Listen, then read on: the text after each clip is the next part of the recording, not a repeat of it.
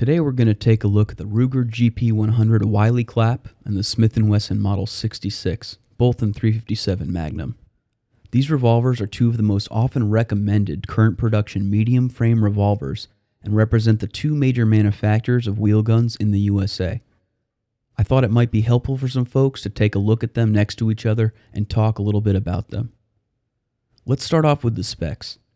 The Model 66 is 7.8 inches long with a 2.75 inch barrel. Width at the cylinder is 1.45 inches. It weighs 33.5 ounces. The cylinder, frame, and barrel are made of stainless steel.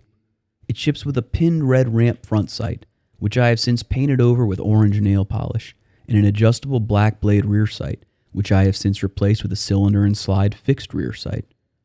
It has a two-piece barrel and a full-length ejector rod. It does have the Smith & Wesson internal lock.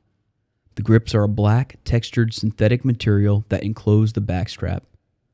The 66 features some design improvements over the old Smiths, notably in the lockup. Old K-frames would lock up on the rear of the cylinder and underneath the barrel on the ejector rod. On the new Smith design, the ejector rod locking bolt is gone in favor of a ball detent on the frame that fits into the yoke when closed. This offers stronger lockup. Smith has also beefed up the forcing cone, which was a common failure point on the old K-frames when shooting lots of full-house Magnum loads. The Ruger GP100 Wiley Clapp is 8.5 inches long with a 3-inch barrel. Width at the cylinder is 1.55 inches. It weighs 36 ounces. It is made of alloy steel and has a matte blue finish. The sights are made by Novak with a gold bead insert on the front and a blacked-out low-mount rear. The grips are cushioned rubber with hardwood inserts that feature textured spots that seem to be a Wiley Clapp trademark. The muzzle, frame, and cylinder have been smoothed or dehorned to get rid of sharp edges, and the cylinder has been beveled towards the front to allow for smoother draws from the holster. Lockup is achieved via the triple locking cylinder that locks into the frame at the front, rear, and bottom. I have owned the Model 66 for almost 2 years now, and the GP100 for about 6 months. The GP has yet to see the volume of shooting and carrying that the 66 has, but I will offer some observations about my experience with both. In terms of build quality, both the 66 and the GP appear to be very well made. There was nothing from a manufacturing or cosmetic standpoint that bothered me with either out of the box. Smith in particular seems to have earned a really bad reputation from sending guns out with canted or twisted barrels, forcing cone issues, and any other number of unacceptable defects. Ruger less so, but I have seen internet tales of factory screwed up Ruger wheel guns too.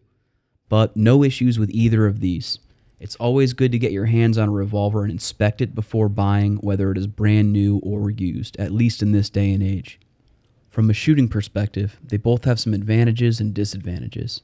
To me, the trigger on the Model 66 is pretty far ahead of the trigger on the Ruger. The out-of-the-box trigger on the GP100 was gritty and staged poorly, whereas the Smith trigger is heavy but much smoother. Some of this can be chalked up to the fact that I've had a lot more trigger presses on the 66, and the Ruger is starting to smooth up a little bit with some use, but I find the Smith much easier to shoot. I probably need to open up the Ruger and hose the internals down to see if I can get some of the grittiness out and smooth out some of the metal surfaces. Advantage goes to the Smith in this area. I have found that for shooting Magnums, the extra bit of weight on the GP100 seems to soak up more recoil than the Smith. I put a fair amount of 158 grain and 125 grain full house Magnums through both guns, and find that the GP is a little less punishing than the Model 66. K-frame revolvers don't really strike me as guns that I want to shoot a lot of Magnum loads through, even with the improvements to the locking system and forcing cone. We are talking about a very slight difference, but I would say for sustained Magnum use, the GP100 has the edge. Out of the box, the Novak sights on this GP100 are much better than the stock Smith & Wesson sights. I do notice that the gold bead front sight doesn't really pop as much as I would like it to, and I've been checking out some fiber optic or tritium front sight options from Novak that might work a little bit better for me. This could be chalked up to my relatively poor vision, but still something to note. The CNS rear sight and the bright orange front on the 66 work for me much better than the out-of-the-box option. I find it significantly faster to acquire the front sight with this setup. I'm not a fan of the stock grips on the Model 66, but I'm also not a fan of the Wiley Clapp grips in the GP100. Most of that is probably just down to preference and hand size. I would say I prefer the grips in the GP100 just due to the lack of finger grooves. For carrying, the Model 66 works slightly better for me since it's smaller and a little bit lighter than the GP. I'm 5'8" and 165 pounds and can get away concealing the 66 with Pachmayr boot grips in an appendix position, even in a t-shirt and jeans. The GP100 in essentially the same holster is just a touch bulkier, and those of you who carry concealed know that the smallest dimensional changes can make a big difference in concealment. If my 66 still had the factory rubber grips on it, I think some of this concealment advantage would be lost. I will most likely end up with a pair of compact grips for the GP100 as well. Overall, I really like both of these guns, though both have required or will require more investment of time and money to get them where I want them. I think the grittiness of the trigger is the only real sticking point about the GP100 for me, and I think that can be remedied.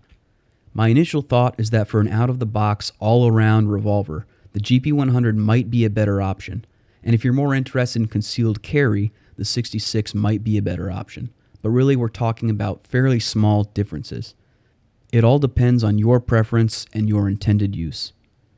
I'll keep you folks updated if I have any earth-shattering thoughts on these two as I continue to shoot and carry them over the coming year. As always, thanks for watching and stay safe.